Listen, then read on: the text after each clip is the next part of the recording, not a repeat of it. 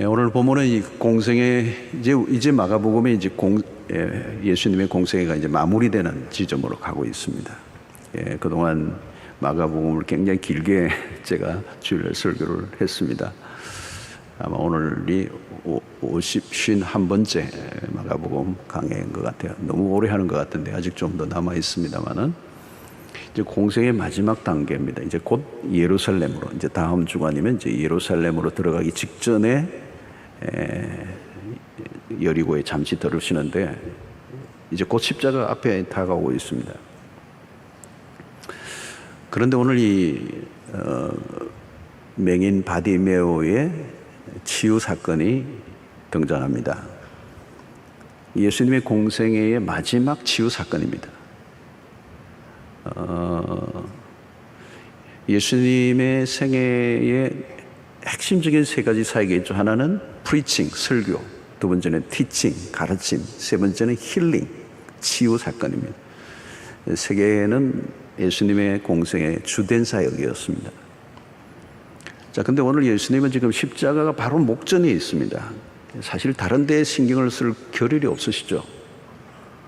굉장히 다급하고 어마어마한 사건이 폭풍처럼 밀려오는 이때에 한 맹인을 고쳐주는 사건을 위해서 멈추십니다. 가는 길을. 예수님에게 있어서 이 치유의 사역은 굉장히 귀중하게 다루신다는 것을 느낄 수가 있습니다. 그냥 패스할 수도 있고, 또 예수님이 십자가 사건을 목전에 두고 어마어마한 정신적인 부담이 있을 텐데도 이 한 맹인의 요청을 거절하지 아니하시고 치유해 주시는 사건을 통하여서 예수님이 치유를 얼마나 귀하게 여기고 계시는가 하는 것을 우리에게 가르쳐 주고 있습니다. 치유자 예수죠. 자, 왜 예수님은 이렇게 치유에 관심을 가지시고 또 이 마지막 단계도 한 사람에 대해서 치유를 베푸시는가? 이것이 예수님이 오신 목적 중에 하나이기 때문이라고 얘기할 수 있습니다. 예수님의 설교는 하나님의 나라가 가까워왔다. 예수 그리스도가 이 땅에 오심으로 하나님의 나라가 시작이 되었습니다. 하나님의 나라가 시작되었음을 알리는 구체적인 사건이 뭐냐면 치유 사건입니다. 병이 들면 삶의 균형이 깨집니다. 가치 있는 삶을 위한 계획이 어려워요. 삶 전체가 요동을 치는 것입니다. 여러분, 예수님이 세상에 오신 목적이 바로 그래요. 구원입니다. 구원이 뭘까요? 구원은 치유와 회복을 의미합니다. 치유하고 회복시키는 겁니다. 예수님이 치유자로 오셨다는 사실을 이사야 53장 5절에 이런 얘기를 하시죠. 그가 채찍에 맞음으로 우리는 나음을 입었다. 힐링이 됐다는 거예요.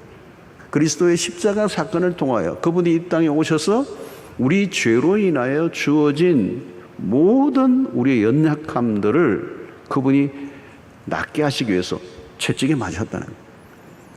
여러분, 그리스도는 치유자이십니다. 오늘 그 치유를 어떻게 행하신가를 본문에서 알려주고 있습니다. 본문 사건은 예수께서 여리고로 가실 때 일어난 일입니다. 등장하는 인물은 맹인입니다. 맹인이란 말은 그 시대는 오늘 시대와 달라요. 고대 사회에서 그냥 거지입니다. 그래서 거지라고 얘기하고 있습니다. 이름은 바디메오인데 디메오의 아들이라는 말이에요. 그래서 우리는 바디메오라 그렇게 이름합니다. 자, 오늘 이분의 프로필을 보면 얼마나 험난한 인생을 살아왔는가를 충분히 알려주는 겁니다. 맹인이고 거지. 고통을 겪는 여러분 당사자, 어떤 일로 인하여 비정상, 장애를 앓고 있으면서 그것으로 인하여 고통을 앓고 있는 그 사람의 고통을 제3자는 그 누구도 알 수가 없어요. 여러분, 우리가 정말 볼 것을 보고 들을 것을 듣고 맛을 느끼고 우리의 감각을 갖고 이렇게 후각을 갖고 있다는 것은 너무도 큰 축복이에요. 앞을 보지 못하면 어떻게 됩니까, 여러분? 타인의 도움을 받아야 됩니다. 주도적인 삶이 불가능합니다. 그러므로 그 당시에 맹인이 된 순간 그런 밑바닥의 인생이 되는 겁니다. 바디메오는 떠밀려 다니는 인생, 소외자로 산 것입니다. 누군가 던져주는 동전으로 연명해 오는 것. 이게 사는 게 아니죠, 여러분. 그런 하늘을 바라본 적이 없습니다. 땅만 바라보았어요. 그런 그에게 어느 날 운명적인 날이 다가왔습니다. 예수님이 지나가신다는 거예요. 바디메오가 소리를 지릅니다. 다윗의 자손 예수여 나를 불쌍히 여기소서. 여러분, 여기 나를 불쌍히 여기소서. 여러분, 이게 중대한 고백입니다. 나를 불쌍히 여겨주십시오. 이 고백 안에는 뭐가 있냐면 나에게는 소망이 전혀 없습니다. 그야말로 절망적인 상태를 의미하는 거예요. 여러분, 아무나 이런 고백을 하지 않습니다. 나는 아무것도 할 수 없습니다. 여러분, 이게 어린 아이와 같은 모습이에요. 우리가 앞부분에서 살펴보았던 것처럼 마가복음 10장 15절에 내가 진실로 너에게 이르노니 누구든지 하나님의 나라를 어린 아이와 같이 받들지 않는 자는 결단코 그곳에 들어가지 못하리라. 이 어린 아이와 같지 않는다는 이 말이 그거예요. 의존적인, 자기 스스로는 아무것도 할 수 없는 연약한 존재임을 이렇게 고백하는 사람. 자, 그런데 이 바디메오가 예수님에게로 나아가는 일이 쉽지는 않았어요. 48절을 보면 많은 사람이 꾸짖어 잠잠하라 하되 그가 더욱 크게 소리질러 이르되 다윗의 자손이여 나를 불쌍히 여기소서 하는지라 한 번 더 나옵니다. 자, 이때는 지금 언젠가 하면 유월절이 가까움으로 많은 사람이 몰리고 있을 때예요. 사람들이 바글바글 하는데 예수님이 나타나시자 인산인해를 이루고 있는데 이 맹인 바디메오가 예수님에게로 나오려고 하니까 사람들이 집단적으로 그냥 그 사람을 향하여 소리를 지른 거죠. 그런데 여러분, 이것이 일반적인 세상의 모습이에요. 대개는 다른 사람의 고통에 별로 관심이 없어요. 그를 좀 안내해서 예수님을 만나게 하고 그의 문제를 해결을 받도록 도와주는 게 아니에요. 이 군중들은 꾸짖는 거예요. 잠잠하라. 입 다물어. 자, 바디메오가 물러서지 않아요. 이것은 바디메오의 어떤 적극적인 열심. 그러나 여러분, 그보다 더 중요한 것은 이런 적극적인 태도와 열심이 어디로부터 나왔느냐 하는 거예요. 그게 바로 믿음이라는 거예요. 바디메오는 오늘 다윗의 자손 예수여 이렇게 부르짖었습니다. 이 다윗의 자손이라는 이 말은 예언된 메시아라는 거예요. 예언된, 구약의 선지자들에 의해서 오랫동안 예언된 그 메시아, 그분이 지금 이 앞에 있다는 거예요. 그러니까 그는 놓칠 수 없는 거예요. 반대하는 사람들의 목소리 상관없어요. 반대 소리가 더 커져도 그는 물러서지 않아요. 포기할 수 없어요. 여러분, 우리가 믿음으로 나아갈 때 방해물이 있어도 정말 믿음이 있는 사람은 포기하지 않아요. 자기 열심으로만 나갔던 승부를 걸었던 사람 나가 떨어질 수 있어요. 그러나 믿음으로 그런 반응한 겁니다. 분명히 이분은 예언된 그분이고 메시아요 구원자요 하나님의 아들이시라면 나는 포기할 수 없다는 거죠. 여러분, 왜 포기하는가? 가만히 보세요. 포기하는 이유는, 도중하차하는 이유는 믿음이 없기 때문에. 믿음은 물러서지 않아요. 끝까지 가는 것입니다. 그냥 열심이 아니라 믿음을 가진 열심이 기적을 낳는 것입니다. 자, 49절에 보니까 예수께서 머물러 서서 그를 부르라 하시니 그들이 그 맹인을 부르며 이르되 안심하고 일어나라. 그가 너를 부르신다며. 마침내 예수께서 그를 부르셨습니다. 예수님은 바디메오의 믿음을 보신 거죠. 그의 간절함 속에 있는 믿음을 보신 겁니다. 믿음은 여러분 드러나게 돼 있어요. 믿음은 행동하게 돼 있어요. 행동을 보면 믿음의 정도가 드러나는 것입니다. 우리가 기도를 할 때도 보면 하나님은 다 아십니다.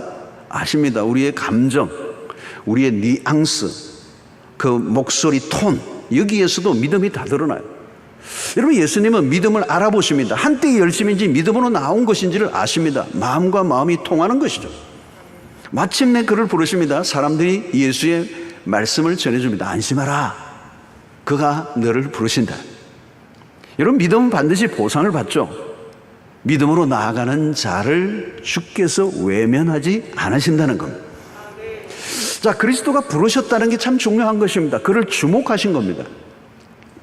맹인으로 그는 한 번도 다른 사람의 주목을 받아본 적이 없습니다. 소외와 그리고 무관심과 냉대를 받아온 인생이에요. 그런데 우리 주님이 그를 주목하셨습니다. 주목하는 순간 상황은 달라지죠. 50절에 맹인이 겉옷을 내버리고 뛰어 일어나 예수께 나아오거늘 적극적입니다. 믿음의 반응이에요. 예수께 나아오거늘. 여러분, 이 어떻게 나왔을까요? 맹인인데 그는 앞을 보지 못합니다. 누군가의 인도로 예수 앞으로 왔어요. 거절과 무시와 방해를 하는 사람도 있지만 돕는 사람도 있는 것입니다. 길을 막아서는 사람도 있지만 길을 열어주는 사람, 욕을 해대는 사람도 있지만 격려하는 사람도 있는 거예요. 중요한 것은 주님이 부르시면 길이 열리게 되어 있다는 거예요. 52절에 보니까 예수께서 이르시되 가라, 내 믿음이 너를 구원하였느니라 하시니, 그가 곧 보게 되어 예수를 길에서 따르니라. 가라, 내 믿음이 너를 구원하였다. 그가 곧 보게 되어 이랬어요. 여러분, 이것이 바로 예수님은 정확하게 보시는 겁니다. 여러분, 오늘 여기에 내 믿음이 너를 구원하였다, 이건 성경에서 우리가 많이 보는 말씀입니다. 여러분, 믿음으로 구원을 얻습니다. 믿음으로 치유가 일어납니다. 믿음으로 기적이 일어납니다. 다른 건 요구하지 않으세요. 여기에 오늘 이 본문 속에서 심플합니다. 여러분, 이 현장에 뭐 아무것도 없습니다. 그냥 나온 거예요. 믿음으로. 풍문으로 소문으로 들었던 예수 그리스도가 내 마음에 믿음으로 자리를 잡게 되고, 그 찾아온 믿음을 그는 의심하지 않았고 믿음으로 반응한 것이고, 그것에 대해서 주님이 그에게 구원을 베풀어 주신 거예요. 그러니까 여러분, 믿음이라는 건 분석하는 거 아니에요. 설명을 요구하면 안 돼요. 설명과 과학적인 검증을 거치는 건 과학의 세계죠. 그런데 우리 신앙의 세계는 과학으로 증명이 안 되는 거예요. 믿음으로 반응하는 것이죠. 근데 믿음으로 반응할 때 내 믿음이 너를 구원하였느니라, 이 믿음을 주님이 보셨다는 사실. 자, 51절에 보니까 예수께서 말씀하여 이르시되 내게 무엇을 하여 주기를 원하느냐. 맹인이 이르되 선생님이여 보기를 원하나이다. 예수께서 물으셨어요. 내게 무엇을 하여 주기를 원하느냐. 여러분, 오늘 이 질문을 여러분들에게 한다면 여러분들은 뭘 말씀하시겠습니까? 무엇을 하여 주기를 원하느냐. 예수님이 오늘 나에게 이 질문을 던지신다면 여러분들 어떤 답을, 무엇을 구하시겠습니까? 예수님을 찾아오는 목적이 다양하겠죠. 어떤 분은 뭐 자기 사업의 문제, 일신상의 문제, 가정의 문제, 자녀의 문제, 결혼의 문제, 사업의 문제, 다양한 문제를 가지고 주님에게 찾아올 것입니다. 어떤 문제를 가지고 있든지 주님을 찾는 것은 좋은 일이에요. 그런데 여러분, 모두가 너가 무엇을 원하느냐라고 할 때 바른 대답을 할 수 있는 사람이 많지 않아요. 우리는 바로 앞부분에서 제자들마저도 그들은 엉뚱한 것을 구했습니다. 하나님의 나라가 임할 때에 한 사람은 당신의 오른쪽에, 한 사람은 왼편에 앉게 해달라, 이런 구하는 엉터리 제자들이 있어요. 그들은 무엇을 구해야 되는지를 몰랐어요. 그들은 야망을 구한 것이죠. 여러분, 내가 무엇을 하여 주기를 원하느냐, 어려운 것입니다. 나의 필요가 뭔가, 진정한 필요가 뭔가, 나의 가장 절실한 것이 무엇인지 잘 몰라요. 여러분, 유명한 철학적인 명제인 너 자신을 알라, 우리 흔히 이 소크라테스가 한 말로 하는데 사실 소크라테스가 한 말이 아니죠. 그런데 이 소크라테스가 한 말 중에 하나가 뭐냐, 그가 한 말은 따로 있어요. 그게 뭐냐 하면 적어도 자신이 무지하다는 것을 안다라고 하는 것이죠. 여러분, 인간은 무지하다는 걸 몰라요. 그런데 자기가 무지하다는 걸 안다. 무지한다는 거, 내가 무지하다는 것을 아는 것 자체도 대단한 거예요. 그 대부분은 내가 무지하다는 걸 모르고 사는데 이 무지가 보통 무지가 아니에요. 이런 신앙의 세계에서도 마찬가지입니다, 여러분. 기도가 중요하다는 말을 많이 듣고 또 들었어요. 기도 중요해요. 열심히 기도하라는 말도 많이 들었어요. 그런데 정작 무엇을 구해야 하는지에 대해서는 간단한 문제가 아니에요. 내가 무엇을 하여 주기를 원하느냐. 대부분 우리의 기도가 우리의 욕망과 연결될 때가 많아요. 그래서 야고보 선생이 그랬잖아요. 우리가 구하여도 얻지 못하면 정욕으로 쓰려고 잘못 구합니다. 많은 경우는 잘못 구하기 때문에. 그런 면에서 바디메오는 제대로 구하고 있습니다. 보기를 원하나이다. 제자들보다 훨씬 더 나은 소원을 얘기하고 있습니다. 자, 그러면 맹인이 보기를 원한다는 강구가 뭐 대단한 거냐라고 생각할 수가 있습니다. 그렇지 않습니다, 여러분. 날 때부터 일평생 늘 뜨지 못하고 맹인으로 살아온 사람은 그 자신의 삶을 그대로 받아들이고 수용하고 인정하고, 그리고 이 눈을 뜨게 해줄 수 있는 존재라고 하는 것이 있다는 사실을 생각하지 않고 살아요. 그걸 구한다는 건 불가능한 거예요. 이 대부분은 그냥 동전을 구하고 내 삶의 필요를 채우는 어떤 일상의 문제를 구하고 끝날 거예요. 감히 내 눈을 보게 해달라고 하는 이 기도를 할 수 있는 사람이 없어요. 그런데 오늘 그런 단순한 바람이나 넋두리를 한 게 아니에요. 지금 앞에 있는 이분에 대한 메시아에 대한 믿음을 가지고 있는 거예요.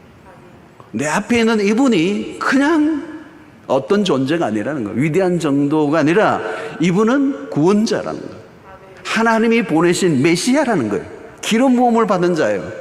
그분은 전능하신 하나님이라는 사실을 믿고 있었던 것이죠, 여러분. 여러분, 예수라면 충분히 자신의 눈을 뜨게 해 주실 것이라고 믿었던 겁니다. 바디메오는 자신의 절망적인 상태보다 그리스도가 누구이신가에 초점을 분명히 맞추고 있는 것. 이게 바디메오가 가지고 있는 믿음이고, 주님은 그 믿음을 보시고 내 믿음이 너를 구원하였다 선포를 해 주신 줄로 믿습니다. 사랑하는 성도 여러분, 우리가 삶이 힘들고 어려우면 자신의 문제에 빠져 거기에 초점을 맞추고 거기에 모든 게 사로잡혀 있을 수가 있습니다. 거기에서 벗어나 전능하신 하나님이 누구이신지를 바라보고 그분을 더 신뢰하고 그분에게 더 가까이 나가고 그분이 누구이신가를 더 많이 묵상하게 될 때 문제로부터 빠져나오는 역사가 일어나게 될 줄로 믿습니다. 자, 52절 하반절을 보니까 곧 그가 보게 되어 예수를 길에서 따르니라. 마지막 대목이에요. 자, 여기 보면 곧 그가 보게 되어, 그가 보게 되어 어떻게 해요? 예수를 길에서 따르니라. 그러면 여러분, 이 맹인이 눈을 뜨면서 가장 먼저 본 분이 누구예요? 그리스도예요. 그리고 그가 눈을 뜬 이후에 그가 한 행동은, 결정은 그리스도를 따르는 그리스도의 제자의 삶을 사는 거예요. 완전한 변화입니다. 이 예수를 따른다는 것 안에 많은 의미가 담겨 있어요. 여러분, 병으로부터 자유를 누리는 사람에게만 일어날 수 있는 거예요. 질병에 묶여 있는 사람은 묶여 있어요. 누구를 따르는 거예요? 따를 수 없어요. 예수를 따른다는 것은 모든 것으로부터 자유를 얻을 때 가능한 것입니다. 자신을 묶고 있던 모든 족쇄가 풀려진 겁니다. 진정한 자유를 얻는 거죠. 여러분, 병이 낫고도 엉뚱한 길로 가는 사람 많습니다. 기적을 체험하고도 오리발 내는 사람 한둘 아닙니다. 문제가 해결되고 나면 자기 갈 길 가는 사람 많습니다. 여러분, 우리 복음서에서 나타나는 나병 10명이 예수님으로부터 치유를 받고도 9명은 그냥 가잖아요, 자기 길을. 한 사람만 돌아와서 예수님께 감사하고 믿음으로 반응하고 그가 온전한 치유를 경험하는 것이에요. 바디메오가 그런 사람이에요. 자신을 구원으로 이끈 분을 따른다는 것은 당연한 것입니다. 그것은 영적인 눈이 열렸기 때문에 가능한 것입니다. 영적 무지에서 벗어난 것입니다. 여러분, 눈만 뜨는 것으로 기적이라고 말할 수가 없습니다. 오늘 우리의 인생 가운데 여러분들의 삶 속에서도 이 온전한 치유가 일어나게 되기를 축원합니다. 주님이 주시는 치유는 자유를 제공하여 우리에게 평온으로 인도합니다. 우리에게 안식을 주십니다. 우리 안에 내적인 갈등이 사라지게 만듭니다. 모든 부분에 토탈 블레싱, 종합적인 축복이 일어나는 것입니다. 여러분, 온전한 회복은 우리 주님만이 하실 수가 있습니다. 예수는 온전한 치유자이십니다. 예수님은 가장 위대한 의사가 되십니다. 예수님만이 온전한 치유의 힘을 가지고 있다는 겁니다. 우리에게 온전한 치유가 일어나야 되는데요, 그것을 위해서 어떻게 해요? 우리 자신을 하나님 앞에 내어놓아야 합니다. 여러분, 영적으로 우리가 다시 살기 위해서는 하나님과의 관계가 온전히 회복되어야 된다는 것이죠. 여러분, 육체적 건강의 회복으로 어떤 사람은 몇 년 더 살 수 있습니다. 그건 좋은 일이죠. 또 그렇게 수명을 우리의 연장시키는 것이 현대의학이 하는 일이에요. 그러나 여러분, 진짜 회복은 그리스도만이 주실 수가 있어요. 영적인 부요를 누리는 것은 그리스도 안에서만 가능하다는 거죠.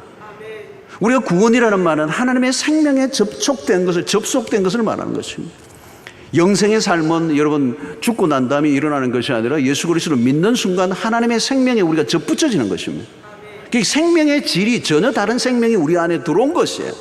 그 사는 삶의 삶이 이제는 새로운 생명이 우리 안에 주어져 있기 때문에 저주 아래서 지극히 한계를 가진 퀄리티가 낮은 그저 연명하는 생명의 삶과는 전혀 다른 삶을 하나님 우리에게 부여해 주셨기 때문에 그 치유의 경험을 우리가 날마다 해가는 것이 중요한 것입니다. 사랑하는 성도 여러분, 지금은 세상이 많이 끼어져 있습니다. 고통하는 세상, 고통하는 영혼들이 너무 많아요. 깨어진 삶이 널려져 있습니다. 우리는 이미 시작되었지만 아직 완성되지 않은 하나님의 나라의 사이에 있어요. 그죠? 우리는 아직 이미 시작된 하나님의 나라로 인해서 예수님이 이런 병자들을 고치시고 맹인의 눈을 뜨게 하시고 귀신을 쫓아내시는 이런 사건들이 지금 벌어졌지만 완성된 건 아니에요. 다가 already 이미 시작되지만 not yet 아직도 이루어지지 않는 하나님의 사이에 있기 때문에 성도들도 고통에서 피해갈 수가 없어요. 그럼 바울은 하나님의 놀라운 복음을 위해서 자신의 삶을 다 던졌는데도 불구하고 자신의 연약한 육체의 가시 고통을 주는 것이 제거되지 않았어요. 3번이나 기도해도 사라지지 않았어요. 이게 오늘 아직도 완성되지 않는 하나님의 나라에 살아가고 있는 당신의 백성들의 모습이에요. 그렇지라도 하나님은 그 연약함을 통하여 하나님의 능력이 머물러 있으므로 결코 그 연약함이 마이너스가 되지 않고 연약함을 통하여 더 놀라운 하나님의 능력과 역사가 나타나게 하시고 바울의 삶을 더 훨씬 더 멋있게 아름답게 사용하시는 도구가 되게 하시는 거예요.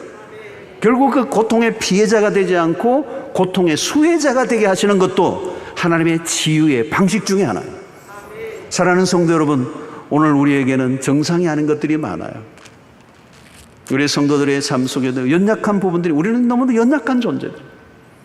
그리고 세상은 구조적으로 악하고 그리고 죄가 가득하고 사단이 역사를 하고 치열한 경쟁의 사회 구조 속에 다양한 그런 악의 사슬들 속에 우리가 들어가 있으면 우리도 모르게 스트레스를 받고 압박을 받고 때로는 정신적 피해를 입기도 하고 나도 모르게 내 안에 있던 죄성이 막 일어나기도 하고 그래서 불가피하게 내 안에 여러 가지 질병이 찾아오고 정신적인 쇼크를 받고 마음이 약해지고 이런 환경에 우리는 노출되어 살아가고 있는 것입니다. 그래서 우리는 끊임없이 주님의 자비로우신 주위의 손길을 계속해서 경험해야 돼요. 그러려고 하면 어때요, 여러분? 우리 자신을 하나님께 솔직하게 내어놓아야 돼요. 내 연약함을 주님 앞에 고백하시기를 바랍니다. 내 성격을 주님 앞에 내어놓으십시오. 하나님, 이 성격 안 고쳐집니다. 하나님, 내 이 나쁜 습관이 안 고쳐집니다. 반복되는 이런 내 삶의 태도가 내 삶을 무너뜨리고 있습니다. 내 이 육체, 내 마음의 연약한 부분들을 주님 앞에 내어놓고 주께서 치료의 광선을 발하셔서 우리를 치유해 주시는 은혜가 날마다 일어나게 되기를 축원합니다. 우리는 그리스도를 wounded healer라고 얘기하죠. 상처 입은 치유자. 그리스도는 끊임없이 당신도 공생의 동안에 상처를 입고 또 입고 사셨어요. 그럼에도 불구하고 당신은 당신의 상처를 끌어안고만 살지 않고 다른 사람들을 치유하는 삶을 그리스도가 사셨던 것처럼 오늘 우리는 끊임없이 그리스도를 통하여 치유를 경험하고 회복을 경험하고 또 그 회복을 경험한 사람들이 모인 공동체 안에, 사랑방 안에 들어가셨어요. 여러분, 이 사랑방 공동체가 치유의 공동체가 될 수 있어요. 세상에 가면 우리가 상처를 입을 수밖에 없어요. 그러나 하나님의 공동체 안에 들어와 치유를 경험한 백성들 안에 들어있으면 나도 모르게 치유가 되는, 여러분 가족 안에 들어오면 가족 관계 안에 치유가 일어나는 것과 똑같이 믿음의 공동체인 사랑방 안에서 치유를 경험하고 이제 치유된 하나님의 백성들이 계속 치유를 경험할 뿐만 아니라 상처와 고통으로 힘들어하는 우리 이웃들에게 다가가 그들을 그리스도로 인도하고 그들 역시 치유와 회복을 경험하여 세상을 살기 좋은 세상으로 만드는 일에 쓰임받는, 그런 일에 쓰임받는 여러분들 되시기를 주의 이름으로 축원합니다.